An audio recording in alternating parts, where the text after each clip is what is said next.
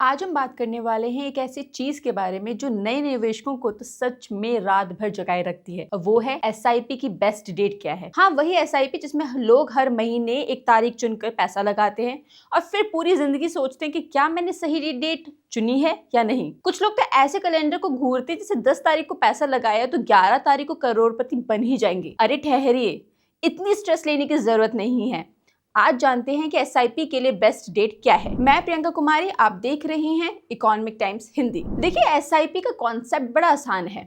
हर महीने एक तय तारीख को आपके बैंक से पैसे कटकर आपके म्यूचुअल फंड में चले जाते हैं। अब कई लोग इस चीज में बहुत कंफ्यूज हो जाते हैं कि किस दिन यूनिट ज्यादा मिलेगी, किस दिन यूनिट कम मिलेगी और किस दिन एसआईपी करने से पैसा जादू की तरह बढ़ जाएगा। लेकिन असली बात क्या है, यही जानते हैं। कई रिसर्च और स्टडीज ने साफ बता दिया है कि चाहे आप 1, 10 या 25 तारीख को एसआईपी करें, लॉन्ग टर्म में रिटर्न लगभग एक जैसा ही रहता है। इतना छोटा कि अगर आपकी 20 साल के एसआईपी में 90 लाख रुपए बनते हैं तो दिन बदलने से शायद कुछ हजार रुपए का फर्क पड़ेगा बस। मतलब एसआईपी की तारीख बदलने से आपकी किस्मत नहीं बदलती। पहले जो आप रोज रोज मोबाइल में यूनिट चेक कर रहे हैं वो भी छोड़ दीजिए। अब आप सोच रहे होंगे कि अगर रिटर्न पर फर्क नहीं पड़ता है तो तारीख की क्या जरूरत है। देखिए, फर्क रिटर्न्स में कम, आपकी सुविधा में ज्यादा पड़ता है। इसीलिए फाइनेंशियल प्लानर भी कहते हैं कि एसआईपी की तारीख वो रखिए जब आप पैसे आपके अकाउंट में पक्के पड़े हों, जैसे 1, 5 या 7। क्यों?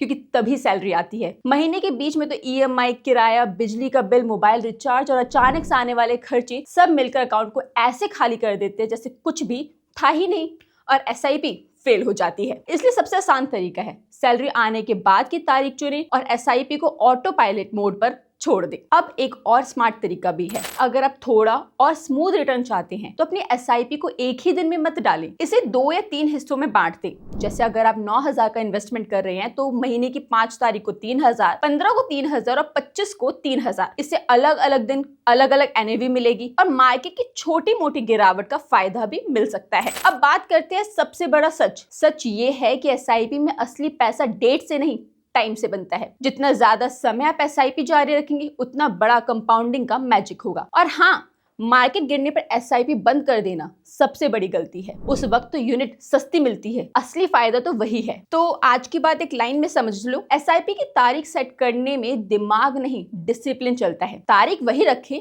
जो आपकी लाइफ को आसान बनाए, चाहे वो 2, 3 तारीख रखकर एसआईपी करे। सबसे जरूरी बात है कि एसआईपी छोड़े नहीं, अच्छा फंड चुने, लंबा सफर तय करे और बिना डरे मार्केट में बने रहें।